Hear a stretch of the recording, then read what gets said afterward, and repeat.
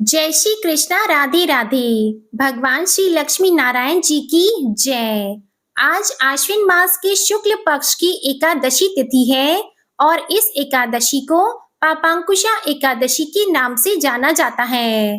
कुछ स्थानों पर इसे पापांकुशा 11 भी कहते हैं।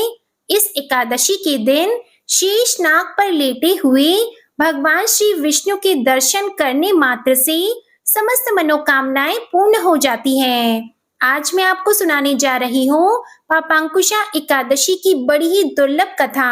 आज के दिन एकादशी माता और पापांकुशा एकादशी की पवित्र कथा को सुनने से मनुष्यों के सभी पाप और संकट कट जाते हैं, उनकी मनोकामनाओं की पूर्ति होती है और वैकुंठ लोक की प्राप्ति होती है। आप सभी लोग बड़ी ही श्रद्धा और प्रसन्न चित्त मन से इन कथाओं को पूरा अवश्य सुनिएगा। तो आइए भगवान श्री लक्ष्मी नारायण जी के चरणों का ध्यान करते हुए इस पावन कथा को सुनते हैं। धर्मराज युधिष्ठिर ने आदर पूर्वक भगवान श्री कृष्ण को नमन करके कहा, हे जनार्दन, आश्विन शुक्ल एकादशी का क्या नाम है? आप कृपा करके इस व्रत की विधि और उसका फल पूर्ण रूप से बताइए।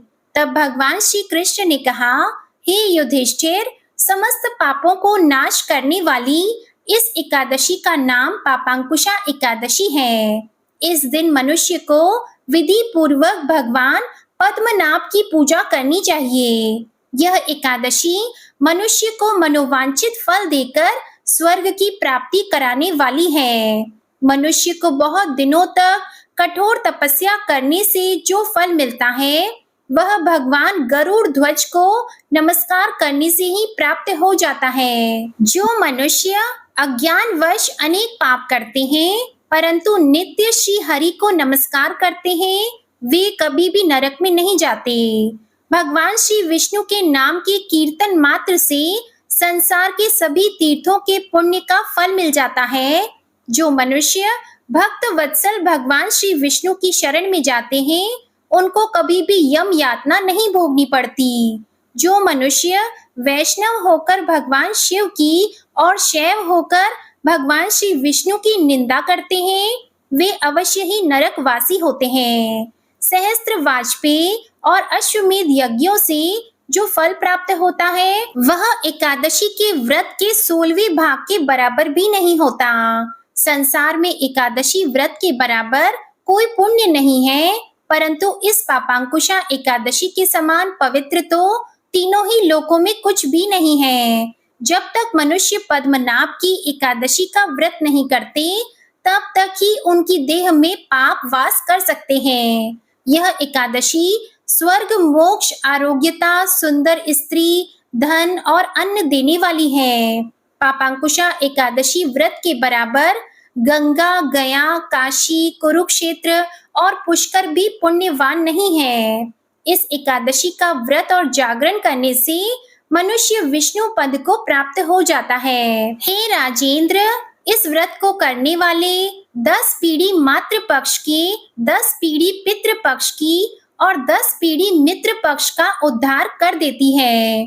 वे स्वयं भी दिव्य देह धारण करके चतुर्भुज रूप होकर, पीतांबर पहनकर और हाथ में माला लेकर गरुड़ पर चढ़कर भगवान श्री विष्णु के लोक को जाते हैं। हे राजन, इस व्रत को करने से पापी मनुष्य भी दुर्गति को प्राप्त न होकर सद्गति को प्राप्त हो जाते हैं।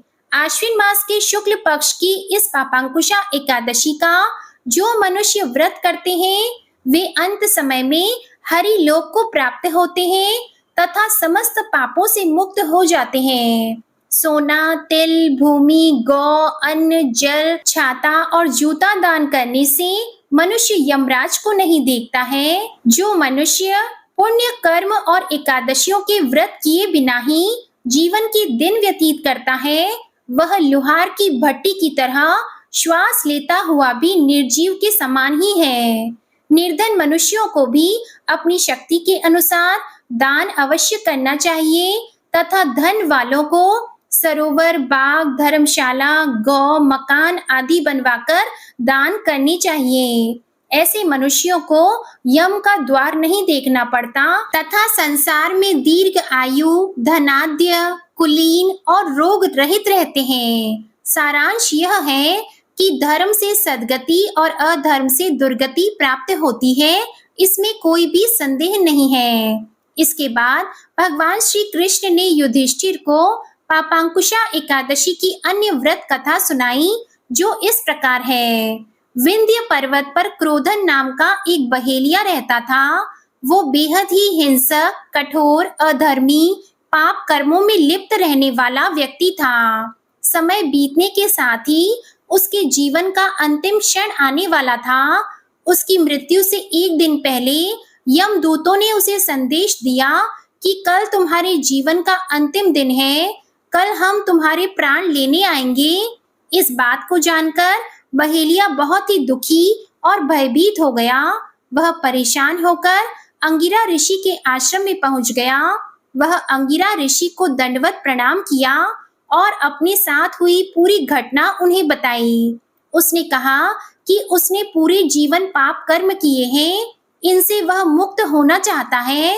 इसलिए आपसे अनुरोध है कि आप ऐसा कोई उपाय बताएं जिसे करने से उसे मोक्ष मिल जाए और वह पापों से मुक्त हो जाए। तब अंगिरा ऋषि ने उसे पापांकुशा एकादशी व्रत को विधि पूर्वक करने को कहा। तब उस बहेलिये ने पापांकुशा एकादशी व्रत को विधि विधान से किया, जैसा ऋषि ने उसे बताया था। इस व्रत के पुण्य प्रभाव से उसके जीवन भर के सभी पाप नष्ट हो गए। जीवन के अंतिम क्षणों में उसे श्री हरि की कृपा से मोक्ष की भी प्राप्ति हो गई। भगवान श्री कृष्ण ने युधिष्ठिर से कहा कि जो भी व्यक्ति पापांकुशा एकादशी का व्रत करता है, उसे सुयोग्य जीवन साथी मिलता है। धन और धान्य की कोई कमी नहीं रहती। वह स्वयं का उद्धार तो करता ही है, उसकी कई पीढ़ियां भी तर जाती है। अतः इस दिन सोना, तिल, अन्न, जल, छाता आदि का दान करना अति उत्तम होता है। प्रेम से बोलिए भगवान श्री लक्ष्मी नारायण जी की जय। माता तुलसी और शालिग्राम जी की जय। अब सुनेंगी एकादशी माता की कथा। प्रेम से बोलिए एकादशी माता की जय। सत्य युग में मुर नामक एक भयंकर दैत्य था। वह बड़ा बलशाली और भयानक था। उस भयानक और प्रचंड शक्तिशाली दैत्य ने इंद्र, आदित्य, वसु, वायु, अग्नि आदि समस्त देवताओं को पराजित करके स्वर्ग से भगा दिया। तब इंद्र सहित सब देवताओं ने भयभीत होकर भगवान उमापति भोले शंकर को अपने दुखों का कारण और उस भयानक दैत्य का वृतांत सुनाया। देवता हाथ जोड़कर बोले, हे कैलाशवासी अविनाशी, मूर दैत्य के भय से भयभीत होकर समस्त देवी देवता बेचैन हुए मृत्यु लोक में मारे मारे फिर रहे हैं। समस्त सुर समाज को बेचैन देखकर और उनकी अनन्य विनय सुनकर भगवान भोले भंडारी बोले, हे देवताओं, तीनों लोकों के स्वामी और भक्तों के समस्त दुखों का विनाश करने वाले भगवान विष्णु की शरण में जाओ। वे ही तुम्हारे इस महान कष्ट का निवारण करेंगे। भगवान शिव जी की यह बात सुनकर इंद्र आदि समस्त देवता एकत्रित होकर क्षीर सागर, जहाँ शेषनाग की शैया पर भगवान कमलापति शयन कर रहे थे, वहां जा पहुँचे। वहां पहुंचकर भगवान विष्णु को सोते हुए देखकर सभी देवता हाथ जोड़कर और नतमस्तक होकर स्तुति तथा विनती करने लगे। देवताओं ने कहा, हे शंख, चक्र, गदा, पद्मा तथा वनमालाओं से अलंकृत देवादिदेव, हे देवताओं द्वारा स्तुति करने योग्य आपको कोटि कोटि प्रणाम है। हे सुर, नर, मुनि जन की रक्षा करने वाले महाप्रभु, आपको बारंबार नमस्कार है। हे दया के धाम प्रभु, आप हमारी रक्षा कीजिए। दैत्यों से भयभीत होकर हम आपकी शरण आए हैं। आप ही इस समस्त ब्रह्मांड के कर्ता, धर्ता और माता पिता हैं। आप ही उत्पत्ति और पालन करता तथा संहार करने वाले और सबको शांति प्रदान करने वाले हैं।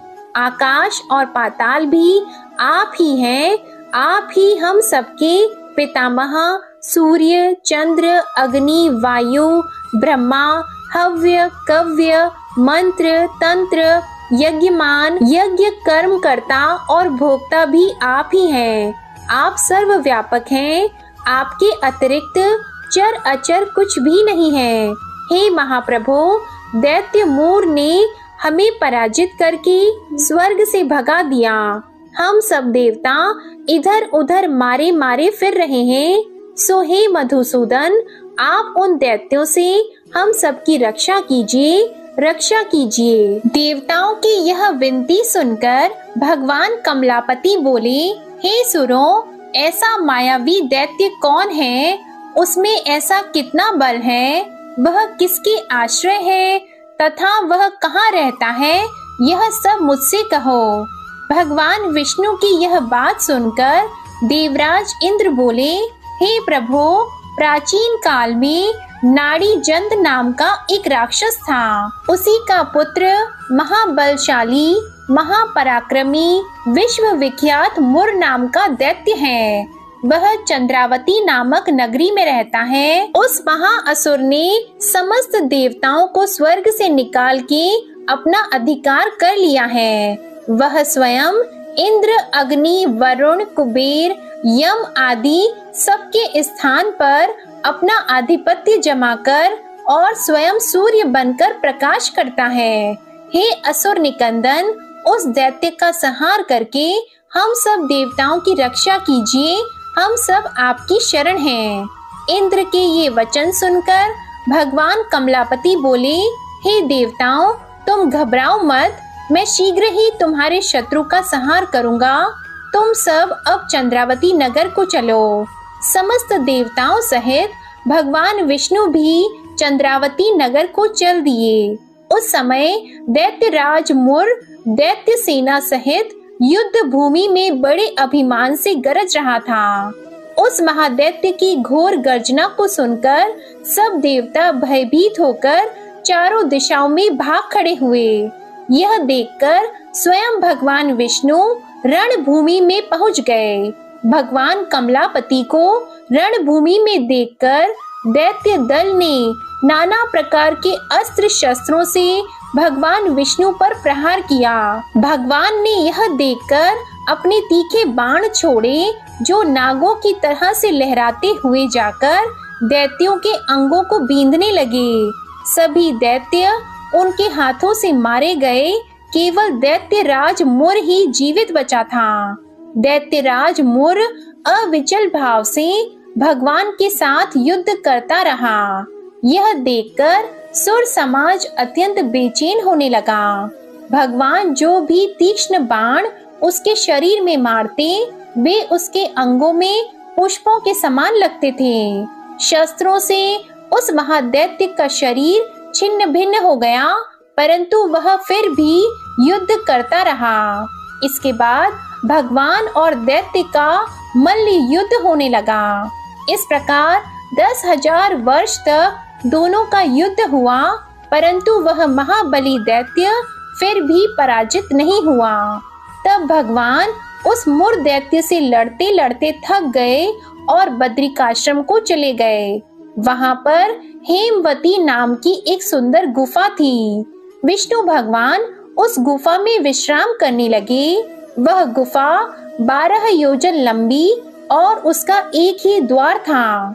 दैत्यराज मुर भी भगवान का पीछा करते हुए उस गुफा में पहुंच गया। वह दैत्य भगवान विष्णु को सोया देखकर उन्हें मारने के लिए उद्यत हुआ। वह अभी मारने का प्रयत्न कर ही रहा था कि उसी क्षण विष्णु भगवान के शरीर से एक अति तेजस्वी तथा अत्यंत प्रभावशाली कन्या अस्त्र शस्त्र धारण किए हुए उत्पन्न हुई। उस कन्या के बल पराक्रम को देखकर आश्चर्यचकित हुआ मोर उसके साथ युद्ध करने लगा। उस कन्या के युद्ध कौशल, पराक्रम तथा वीरता को देखकर दैत्य ने विचार किया कि इस कन्या को इतना भयानक युद्ध करना किसने सिखाया है? यह तो बड़ा भयंकर युद्ध करती है। वह अभी विचार कर ही रहा था कि उस प्रभावशाली देवी ने एक ऐसा बाण मारा कि दैत्यराज का रथ टूटकर चूर-चूर हो गया। देवी ने उसके अस्त्र शस्त्रों को काटकर टुकड़े टुकड़े कर दिए। अब वह भयानक दैत्यराज मल्ल युद्ध करने लगा, परंतु देवी ने धक्का मारकर उसे मूर्छित कर दिया। जब वह दैत्य मूर्छा से जागा तो उस कन्या ने उसका सिर काट डाला। इस प्रकार वह दैत्य तो पृथ्वी पर गिरकर मृत्यु को प्राप्त हुआ और बाकी दैत्य भयभीत होकर पाताल लोक को भाग गए। जब भगवान विष्णु की निद्रा टूटी तो उन्होंने मूढ़ दैत्य के कटे हुए सिर तथा दोनों हाथ जोड़कर खड़ी हुई एक कन्या को देखा। भगवान उस कन्या से पूछने लगे, हे देवी, जिस दैत्य के भय से इंद्र आदि सब देवता भयभीत होकर स्वर्ग को छोड़कर भाग गए थे, उसको किसने मारा है? वह कन्या कहने लगी, भगवान, जब आप निद्रा में थे तब यह दैत्य आपको मारने के लिए उद्यत हुआ था। उस समय आपके शरीर से उत्पन्न होकर मैंने इस दैत्य का वध किया है। यह सुनकर भगवान बोले, हे देवी, तुमने इस दैत्य को मारकर देवताओं का महान उपकार किया है, अतः तुम इच्छा अनुसार वर मांगो।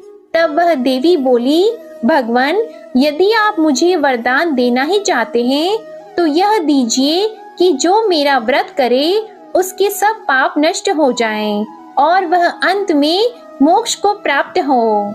रात्रि को भोजन करने वाले को आधा फल और एक बार भोजन करे उसको भी आधा फल प्राप्त हो।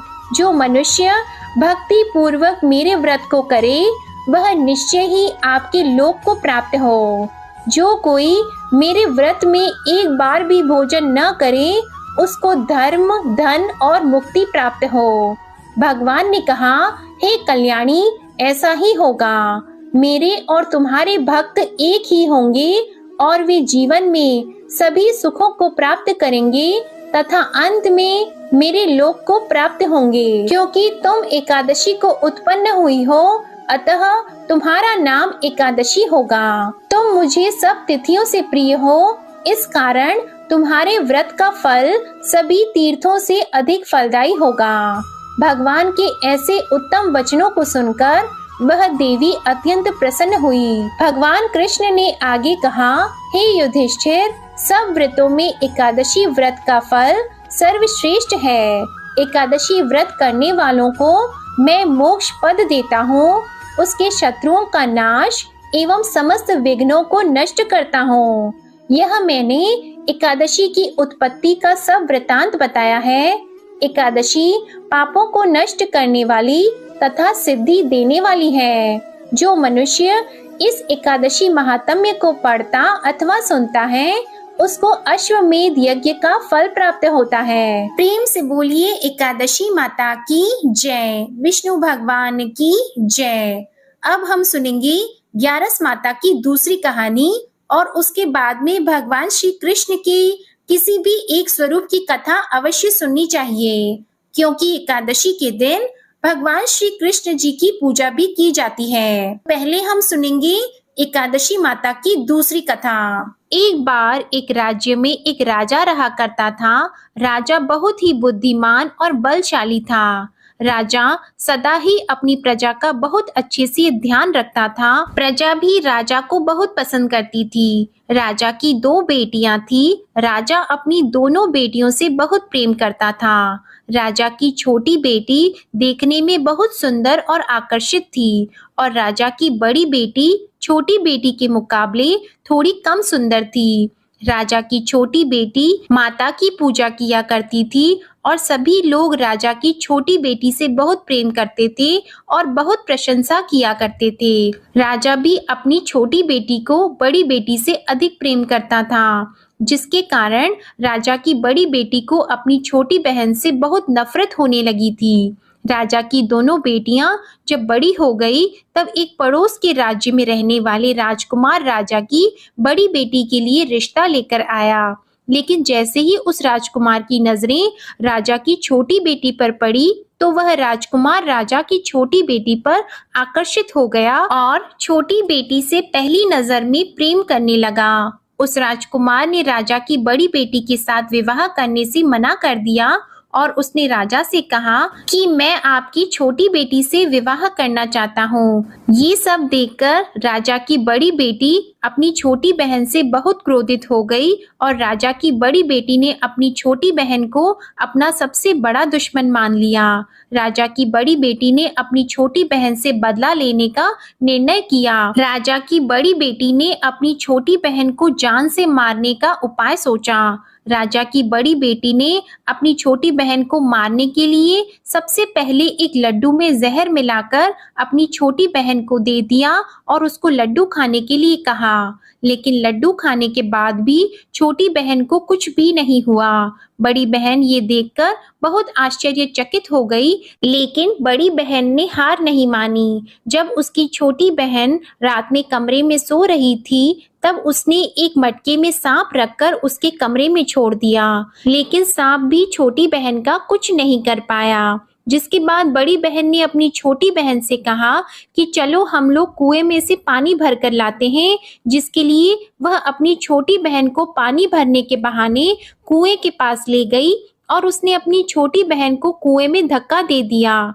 लेकिन छोटी बहन को तब भी कुछ नहीं हुआ, क्योंकि हर बार ग्यारस माता उसकी रक्षा कर रही थी और उधर बड़ी बहन अपने सारे प्रयास के बाद भी असफल हो रही थी, जिससे वह बहुत क्रोधित हो गई और फिर उसने अपनी छोटी बहन के पास जाकर उससे प्रश्न किया कि मेरी छोटी बहन, क्या तुमको पता है कि भगवान ने सबको मृत्यु एक निश्चित समय पर लिखी हुई है और कैसे तुम्हारी या मेरी मृत्यु होगी, क्या ये तुम जानती हो? तब छोटी बहन ने अपनी बड़ी बहन को बताया कि हाँ दीदी, मैं तो जानती हूँ मेरी मृत्यु कैसे होगी। छोटी बहन से ये सब बातें सुनकर बड़ी बहन मन ही मन बहुत प्रसन्न होने लगी और उसने अपनी छोटी बहन से कहा कि तो तुम मुझे अपनी मृत्यु का राज बताओ। तब छोटी बहन ने अपनी बड़ी बहन से कहा कि मेरी मृत्यु तो एक तोते में है, जो तोते के गले में एक हार है, उससे मेरी मृत्यु होगी। जब तक कोई भी व्यक्ति तोते को मारकर उस हार को अपने गले में पहनेगा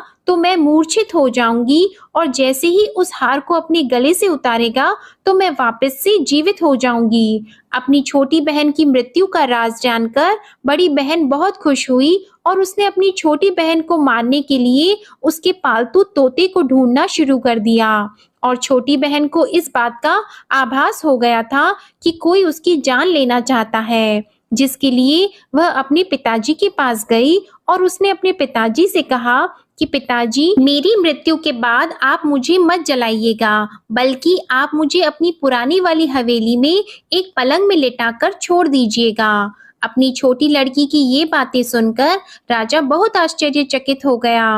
राजा ने अपनी छोटी बेटी से पूछा कि बेटी, तुम ये क्या कह रही हो? तब राजा की छोटी बेटी ने बताया कि पिताजी, समय किसी के लिए नहीं रुकता है, क्या कब किसको हो जाए इसका किसी को कुछ नहीं पता। फिर राजा ने अपनी छोटी बेटी से कहा कि तुम ऐसी बातें क्यों करती हो? 2-3 दिन के बाद तो तुम्हारा विवाह है। लेकिन छोटी बेटी ने अपने पिताजी को ऐसा करने पर मजबूर कर दिया और उनसे वचन ले लिया। राजा ने भी अपनी छोटी बेटी की बात स्वीकार कर ली और 2-3 दिनों के बाद जब शादी का समय आया, तब राजकुमार बारात लेकर राजा के घर आया और राजकुमार और राजा की छोटी बेटी का विवाह शुरू हो गया। जैसे ही राजा की छोटी बेटी राजकुमार के साथ फेरे लेना शुरू हुई, तो उसकी बड़ी बहन अपनी छोटी बहन के कमरे में जाकर उसके तोते को पकड़ लेती है और उसको जान से मार देती है। तोते के गले में जो हार था उसको अपने गले में धारण कर लेती है और जैसे ही बड़ी बहन उस हार को अपने गले में धारण करती है, तो उधर छोटी बहन 3.5 ही फेरे ले पाती है और वहीं पर बेहोश होकर गिर जाती है। जिसके बाद राजा ने बड़े बड़े दर्द हकीमों को बुलाया और अपनी छोटी बेटी का इलाज करने के लिए कहा। राजा की बात सुनकर जब वैद्य ने छोटी बेटी को देखा, तो राजा को बताया कि आपकी छोटी बेटी ना तो जीवित है और ना मरी हुई है। ऐसा मैं पहली बार देख रहा हूँ। राजा ने वैद्य और हकीम को ये बात बाहर बताने से मना कर दिया और उनको कहा कि अगर तुमने ये बात किसी को बाहर बताई तो हम तुमको फांसी दे देंगे। राजा ने अपनी छोटी बेटी को पुराने महल में जाकर एक पलंग में लेटा दिया और वहां पर कुछ सैनिकों को तैनात कर दिया। इसके बाद राजा वापस अपने महल पर आ गया। राजा की बड़ी बेटी अपने पिताजी के पास आई और कहने लगी कि पिताजी, अगर ये शादी संपन्न नहीं हुई तो आपकी इज्जत का क्या होगा? आप कहें तो मैं आपकी इज्जत बचाने के लिए राजकुमार से शादी करने के लिए तैयार हूँ। जिसके बाद राजा ने अपनी बड़ी बेटी की बात मान ली और राजा ने बड़ी बेटी को छोटी बेटी के कपड़े पहनाकर मंडप में भेज दिया। लेकिन राजकुमार ये जान गया कि ये राजा की छोटी बेटी नहीं है, बल्कि ये राजा की बड़ी बेटी है। लेकिन जब राजकुमार ने शादी करने से मना किया तो सभी लोगों ने राजकुमार को बेबस करके राजा की बड़ी बेटी से बचे हुए फेरों को संपन्न करा दिया और विवाह संपन्न हुआ। जिसके बाद राजकुमार राजा की बड़ी बेटी को अपने महल में ले गया। विवाह होने के बाद राजकुमार उससे ना तो बात करता था, ना उसे पसंद करता था और ना ही उसके आसपास भटकता था। और राजकुमार ने ये फैसला लिया था कि वह अपनी प्रेमिका को ढूंढ कर रहेगा और ये जानकर रहेगा कि उसके साथ क्या हुआ है। एक दिन राजकुमार अपने घोड़े पर सवार होकर राजा के पुराने महल के पास पहुंचा, जहां पर उसने कुछ सैनिकों को देखा। महल के पास पहुंचकर राजकुमार ने जब महल को ध्यान से देखा तो वह समझ गया कि ये तो हमारे ससुर जी का महल है। तब राजकुमार ने सैनिकों से पूछा कि तुम लोग यहाँ क्या कर रहे हो और इस महल के अंदर उस पलंग में कौन लेटा है? जिसके बाद सैनिकों ने बताया कि यहाँ पर राजा की छोटी बेटी लेटी है। ये सुनकर राजकुमार बहुत प्रसन्न हो गया और वह तुरंत अपनी प्रेमिका के पास पहुंच गया और उसकी सेवा करने लगा। जैसे ही रात हुई तो राजा की छोटी बेटी उठकर खड़ी हो गई। राजकुमार ये देखकर बहुत खुश हो गया और उसने अपनी प्रेमिका से पूछा कि तुम यहाँ क्या कर रही हो? तुम मेरे साथ मेरे घर चलो। राजा की छोटी बेटी ने राजकुमार को सारी बातें बता दी कि मेरी जान एक तोते में बसती थी और मैंने ये बात सिर्फ अपनी बड़ी बहन को बताई थी और मुझे पता है कि उसने ही मुझे मारने का प्रयास किया है। उसके पास एक हार है जिसको वह सुबह पहन लेती है और रात को उतार देती है। जब तक वो हार को पहन कर रखती है तब तक मैं मूर्छित रहती हूँ और जैसे ही वो हार को उतार देती है तो मैं जीवित हो जाती हूँ और जब तक मेरी बड़ी बहन के पास वो हार रहेगा तब तक मैं ऐसे ही जीवित और मूर्छित होती रहूंगी। अगर मेरी बड़ी बहन के पास जो हार है वो मेरे हाथ लग जाए तो मैं हमेशा के लिए जीवित हो जाऊंगी। राजकुमार ये सब बातें सुनकर राजा की छोटी बेटी के पास रहने का निर्णय ले लेता है और उसने अपने बचे हुए सारे फेरे उस पलंग में लेटी हुई राजकुमार की छोटी बेटी के साथ ले लिए और अपना विवाह पूर्ण कर लिया और वहीं पर वो रहने लगा। देखते ही देखते कुछ समय में राजा की छोटी बेटी और राजकुमार की पत्नी गर्भवती हो गई। एक दिन राजकुमार को किसी काम से बाहर जाना पड़ा। तब छोटी बहन के पेट में बहुत तेज से दर्द होने लगा, जिसके बाद उसने माता का आह्वान किया। जिसके बाद वहां माता प्रकट हुई और उन्होंने अपने भक्तों के दर्द को दूर किया और एक पुत्र की प्राप्ति करवाई। और वहीं पर अचानक से राजकुमार भी आ गया। राजकुमार ने ग्यारस माता को देखा तो वह आश्चर्यचकित हो गया और उसने तुरंत ग्यारस माता को प्रणाम किया और ग्यारस माता ने राजकुमार से कहा, जब तुम्हारा पुत्र 5 वर्ष का हो जाए तो तुम आकर अपनी पत्नी का हार इसके गले में डाल देना। और देखते ही देखते राजकुमार और राजा की छोटी बेटी का पुत्र 5 वर्ष का हो जाता है। तो राजकुमार अपने बेटे से कहता है कि बेटा, मैं कुछ काम से बाहर जा रहा हूँ, तुम अपनी माता का ध्यान रखना, और वहां से चला जाता है। राजा को बाहर निकलता देखकर बड़ी बहन के सैनिक देख लेते हैं और बड़ी बहन को जाकर सारी बातें बता देते हैं। जिसके बाद बड़ी बहन अपनी छोटी बहन के पुत्र को वहां से उठवा लेती है और उसको मरवा देती है। छोटी बेटी के पुत्र के 2 टुकड़े करवा देती है। पहला टुकड़ा चक्के के पास छुपा देती है और दूसरा टुकड़ा अपने पलंग के नीचे रख लेती है। अब ग्यारस माता भिखारी का रूप लेकर आती है और एक भिखारी का रूप रखकर बड़ी बहन के पास चली जाती है। जिसके बाद वहां पर भिक्षा मांगने लगती है। तो बड़ी बहन अपने नौकरों से कहती है कि जाकर भिक्षा दे दो। लेकिन जैसे ही नौकर ग्यारस माता को भिक्षा देने के लिए आते हैं तो माता उन्हें मना कर देती हैं और कहती है कि मैं तुम्हारी महारानी से ही भिक्षा लूंगी। जिसके बाद बड़ी बहन स्वयं ही भिक्षा देने के लिए माता के पास आती है। तब माता एक बिल्ली का रूप लेकर उसके कमरे में चली जाती है और वहां पर छोटी बेटी के पुत्र के 2 टुकड़े को आपस में जोड़ देती है और उसे जीवित कर देती है। फिर उसे वहां से ले जाती है। राजकुमार अपने बेटे को लेकर अपनी पत्नी के पास जाता है और उसे कहता है कि तुम इसका ध्यान रखना। अगर तुम इस बच्चे का अच्छे से ध्यान रखोगी तो मैं तुमसे बात करूंगा। एक दिन राजकुमार अपने बच्चे से कहता है कि तुम मम्मी से उनके गले का हार मांग लो। तो अपने पिता की बात मानकर राजकुमार का लड़का अपनी मम्मी के पास जाता है और कहता है कि मम्मी मुझे तुम्हारा हार चाहिए। यह सुनकर पहले तो बड़ी बहन बहुत क्रोधित होती है, पर उसको यह याद आता है कि राजकुमार ने कहा था कि अगर मैं इस बच्चे का ध्यान अच्छे से रखूंगी तो वह मुझसे बात करेंगे, जिसके कारण वह हार उस बच्चे को दे देती है और वह तुरंत हार को ले जाकर अपने पिताजी को दे देता है। और तभी राजकुमार अपने बेटे को लेकर वहां से जाने लगता है और अपनी पत्नी से कहता है कि तुम हमारे लिए खाना बनाकर रखना, मैं शाम को आकर तुम्हारे साथ खाना खाऊंगा। और वह अपने बेटे को लेकर वहां से चला जाता है।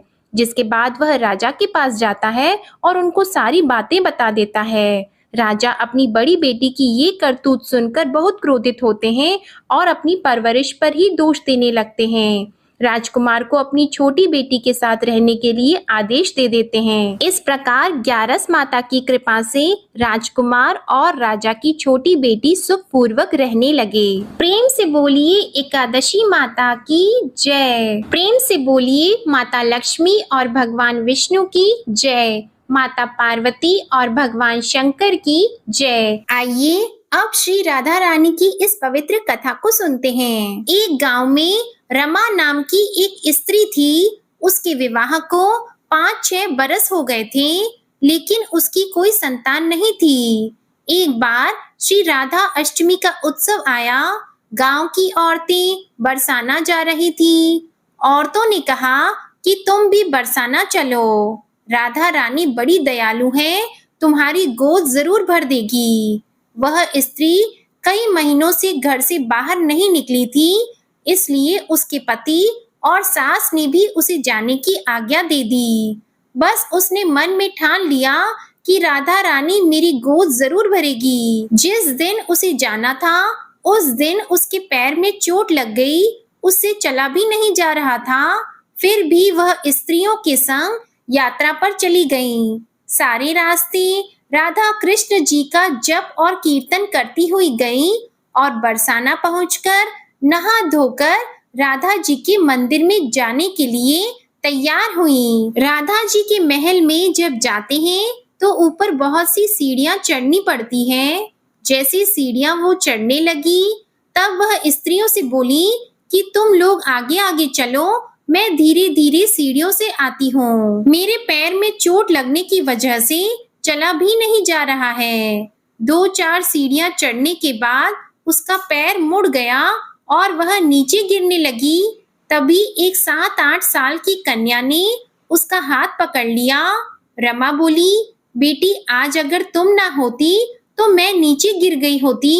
वह कन्या बोली, माता ऐसे कैसे गिर जाने देती मैं तुम्हें। तब रमा ने पूछा, बेटी तुम्हारा क्या नाम है? वह बोली, लाडो नाम है मेरा, यहीं पास में रहती हूँ। वे दोनों सीढ़ियों पर बैठ गईं। लाडो कहने लगी, माता मेरे लिए क्या लाई हो? ना कोई जान ना पहचान और लाडो ऐसी बातें कर रही है।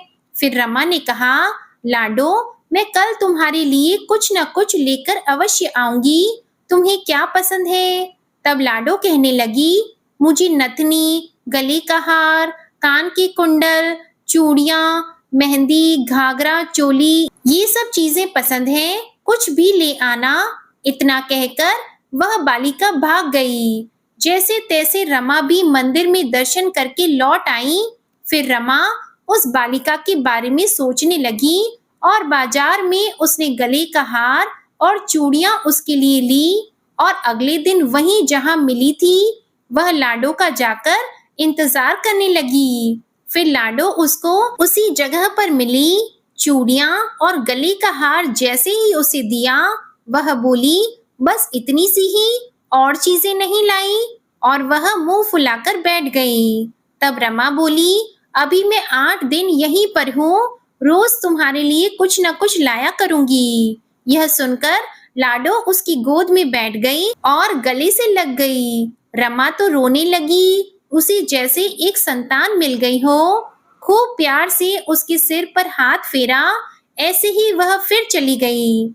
रमा ने मंदिर से आकर घाघरा और चोली उसके लिए बनवाए। ऐसे ही रोज कुछ न कुछ वह उसे देती। एक दिन रमा कहती है, अब यह सारी चीजें मुझे पहन कर तो दिखाओ। तो लाडो बोली, कल राधा अष्टमी है, मैं कल इसे पहनूंगी। इस बार लाडो के साथ एक लड़का भी था। उसे देखकर रमा ने कहा, आज पता नहीं मेरे मन में क्या आया, मैंने एक धोती और मुकुट मोर वाला लिया है, क्या मैं इसे दे दूं? लाडो बोली, ये कनुआ है, मेरे साथ ही रहता है, हाँ तुम इसे दे दो। ऐसा कहकर वे दोनों सामान लेकर चले गए। अगले दिन राधा अष्टमी थी। जब रमा सीढ़ियों पर आई, वहां उसे आज कोई नहीं मिला, ना वो लाडो ना वो लड़का। बहुत इंतजार के बाद जब वह मंदिर में पहुंची तो वहां बहुत भीड़ थी। कीर्तन और नृत्य हो रहा था। इसी तरह भीड़ को चीरती हुई वह आगे पहुंची और वहां देखकर राधा जी को देखा और ठाकुर जी को देखा। रमा ने जो जो चीजें लाडो को दी थी वही सारा सामान राधा जी और कृष्ण जी पहने हुए थे। वह पत्थर सी हो गई, आंखों से आंसू बहने लगे। उसे बात समझते देर न लगी कि वह लाडो राधा जी और कनुआ कृष्ण जी हैं, स्वयं जगत के पालनहार। उसके पास आते थे, राधा जी उसकी गोद में बैठती थी और उसे मात्र सुख प्रदान करती थी। वह तो जैसे बावली हो गई, दिन रात लाडो लाडो कहती रहती, पुकारती रहती। वह स्त्रियों से बोली, तुम लोग घर जाओ, मैं नहीं जाऊंगी। उसकी सास और पति भी उसे लेने आए, पर वह साथ नहीं गई। अब तो प्रतिदिन वह सीढ़ियों पर बैठे बैठे आंसुओं से सीढ़ियां धोती, पलकों से बुहारती। ऐसा करते करते उसे 30 वर्ष हो गए। एक दिन एक बालिका उसका हाथ पकड़कर उसे ऊपर अट्टालिका में ले गई। वहां जाकर बोलती है, लो मैं आ गई, मैं ही हूँ तुम्हारी लाडो। ऐसा कहकर बाहें फैलाकर रमा को बुलाने लगी और अपने गले लगा लिया। उस दिन रमा ऐसे गले लगी कि इस पार्थिव शरीर को छोड़कर सदा के लिए अपनी लाडो के पास चली गईं। बोलिए श्री राधा कृष्ण भगवान की जय। बोलिए श्री बरसाने वाली की जय। अब सुनिए तुलसी माता की कथा। सावर्णी मुनि की पुत्री तुलसी अपूर्व सुंदरी थी। उनकी इच्छा थी कि उनका विवाह भगवान नारायण के साथ हो। इसके लिए उन्होंने नारायण पर्वत की घाटी में स्थित बद्री वन में घोर तपस्या की। दीर्घ काल तक तपस्या के उपरांत ब्रह्मा जी ने प्रसन्न होकर उन्हें दर्शन दिया और वर मांगने को कहा। तब तुलसी जी ने कहा, सृष्टिकर्ता ब्रह्मदेव, आप अंतर्यामी हैं, सबके मन की बात जानते हैं, फिर भी मैं अपनी इच्छा आपसे बताती हूँ। मैं चाहती हूँ कि भगवान श्री नारायण मुझे पति रूप में मिले। ब्रह्मा जी ने कहा, तुम्हारा अभीष्ट तुम्हें अवश्य ही मिलेगा। अपने पूर्व जन्म में किसी अपराध के कारण तुम्हें श्राप मिला है। इसी प्रकार भगवान श्री नारायण के एक पार्षद को भी दानव कुल में जन्म लेने का श्राप मिला है। दानव कुल में जन्म लेने के बाद भी उसमें नारायण का अंश विद्यमान रहेगा। इसलिए इस जन्म में पूर्व जन्म के पाप के शमन के लिए संपूर्ण नारायण तो नहीं मिलेंगे, लेकिन नारायण के अंश से युक्त दानव कुल जन्मे उस शापग्रस्त पार्षद से तुम्हारा विवाह होगा। शाप मुक्त होने पर भगवान श्री नारायण सदा सर्वदा के लिए तुम्हारे पति हो जाएंगे। तुलसी ने ब्रह्मा जी के इस वर को स्वीकार कर लिया, क्योंकि मानव कुल में जन्म के कारण उस मायावी भोग को तो भोगना ही था। तुलसी बद्री वन में ही रहने लगी। नारायण का वह पार्षद दानव कुल में जालंधर के नाम से पैदा हुआ था। कुछ दिनों बाद वह ब्राह्मण करता हुआ बद्री वन में आया। यहाँ तुलसी को देखते ही वह उस पर मंत्र मुग्ध हो गया। तुलसी के सामने उसने अपने विवाह का प्रस्ताव रखा। इतने में ही वहाँ ब्रह्मा जी आ गए और तुलसी से कहा, तुलसी, जालंधर को देखो, ऐसा देवोपम उसका स्वरूप है। दानव कुल में जन्म लेने के बाद भी लगता है जैसे इसके शरीर में नारायण का वास हो। तुम प्रस्ताव को सहर्ष स्वीकार कर लो।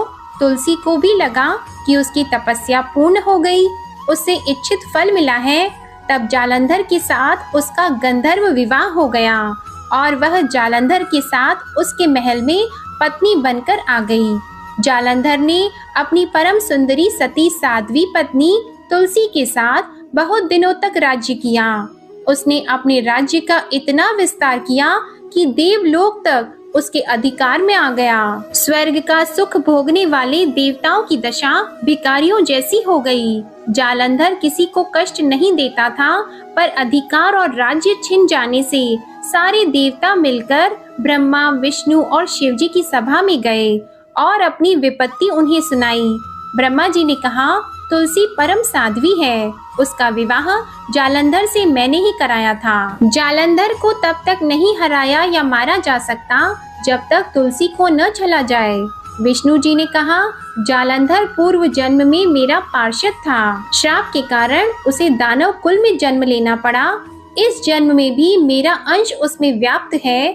साथ ही तुलसी के पतिव्रता धर्म से वह अजय है। फिर देवताओं की सहमति से भगवान शिव ने जालंधर के पास संदेश भेजा कि या तो वह देवताओं को राज्य लौटा दे या फिर उनसे युद्ध करे। जालंधर शंकर जी के पास पहुंचा। उसने कहा, देवादिदेव, आपके लिए देवताओं का पक्ष लेना उचित नहीं है। राज्य बढ़ाना हर राजा का कर्तव्य है। मैं किसी को दुखी नहीं कर रहा हूँ। देवताओं से कहिए कि भाई मेरी प्रजा बनकर रहे। मैंने आपका कोई भी अपमान नहीं किया है। हमारा आपका युद्ध शोभा नहीं देता है। अगर आप हार गए तो बड़ी लज्जा की बात होगी। मैं हार गया तो आपकी कीर्ति बहुत अधिक नहीं बढ़ेगी। भगवान शंकर फिर हंसने लगे।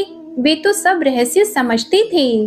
तुलसी और जालंधर के पूर्व जन्म के श्राप की अवधि लगभग अब पूरी हो चुकी थी। फिर शंकर जी बोले कि इसमें कीर्ति और लज्जा की बात नहीं है। तुम देवों को राज्य लौटाकर उन्हें उनके पद पर प्रतिष्ठित होने दो। युद्ध से बचने का यही एक उपाय है। तब जालंधर ने कहा, मैंने युद्ध के बल से देवलोक जीता है। कोई उसे युद्ध के द्वारा ही वापस ले सकता है। यह मेरा अंतिम उत्तर है। अब मैं जा रहा हूँ। ऐसा कहकर जालंधर वहाँ से चला गया। उसने अपनी पत्नी तुलसी को सारी बातें बताई और कहा, कर्म भोग सब काल सूत्र में बंधा है। जीवन में हर्ष, शोक, भय, सुख, दुख, मंगल, अमंगल काल के अधीन है। हम तो केवल निमित्त हैं। संभव है भगवान शिव देवों का पक्ष लेकर मुझसे युद्ध करें। तुम चिंता मत करना, तुम्हारा सती तेज मेरी रक्षा करेगा। दूसरे दिन भगवान शंकर के नेतृत्व में देवताओं ने युद्ध छेड़ दिया। जालंधर ने भीषण बाढ़ की वर्षा कर उनका वेग रोक दिया। उसके प्रहार से देवता डगमगाने लगे। उसने दानवी शक्ति का प्रयोग करके मायावी युद्ध आरंभ कर दिया। युद्ध स्थल पर वह किसी को भी दिखाई नहीं देता था, पर उसके अस्त्र शस्त्र प्रहार कर देवों को घायल कर रहे थे। देवगण अपने अस्त्र चलाए तो किस पर चलाए, क्योंकि कोई शत्रु सामने था ही नहीं। कई दिनों तक इस तरह भयंकर युद्ध चलता रहा। जालंधर पराजित नहीं हुआ। तब शिवजी ने विष्णु जी से कहा, विष्णु, तुम कुछ उपाय करो, अन्यथा मेरा तो सारा यश मिट्टी में मिल जाएगा। विष्णु जी ने सोचा, बल से तो जालंधर को हराया नहीं जा सकता, इसलिए छल का ही सहारा लेना पड़ेगा। उन्होंने तुरंत अपना स्वरूप जालंधर जैसा बनाया और अस्त्र शस्त्र से सुसज्जित होकर तुलसी जी के पास पहुंच गए और बोले, प्रिय, मैं युद्ध जीत गया। सारे देवता भगवान शंकर समेत हार गए। इस खुशी में आओ, मैं तुम्हें अपने अंग लगा लूं। पति को प्रत्यक्ष खड़ा देखकर तथा विजय का समाचार सुनकर वह दौड़कर मायावी जालंधर के गले से लिपट गई। इस प्रकार पति पत्नी दोनों ने आलिंगन होकर खूब खुशी मनाई। पर पुरुष के साथ इस प्रकार के व्यवहार से उसका सती तेज नष्ट हो गया। उसका सती तेज जो जालंधर के कवच के रूप में रक्षा कर रहा था, वह कवच नष्ट हो चुका था। जालंधर शक्तिहीन हो गया।